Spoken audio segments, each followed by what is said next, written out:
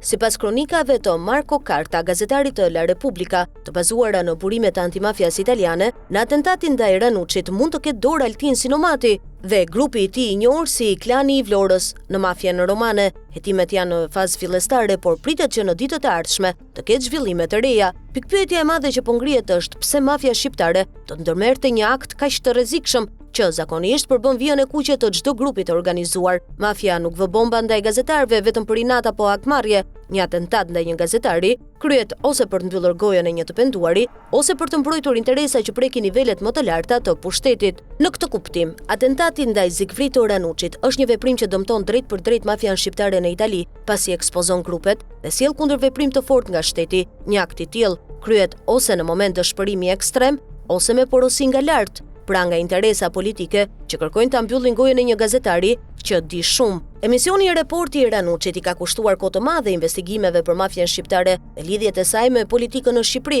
Pikërisht nga Report kanë dalë intervistat e bujshme me Arben Ahmetajn, si dhe dokumente komprometuese për Edi Ramën dhe qeverinë shqiptare. Në sezonin e ri të emisionit pritet të transmetohen materiale të reja mbi pastrimin e parave të mafias shqiptare në ekonominë e Tiranës, bazuar në burime nga policia, shërbime sekrete dhe drejtësia italiane. Prandaj pyetja që poshtrojnë hetuesit në Rom është e drejtë për drejtë. Kush e urdhëroi Altin Sinomatin? Nëse përgjigja çon për te Italisë, drejt politikës së Tiranës, atëherë ajo që duket si një atentat mafioz mund të kthehet në një bombë me neutron për pushtetin shqiptar. Hetimet sapo kanë filluar dhe ajo që pritet mund të trondisë më shumë se një kryeqytet.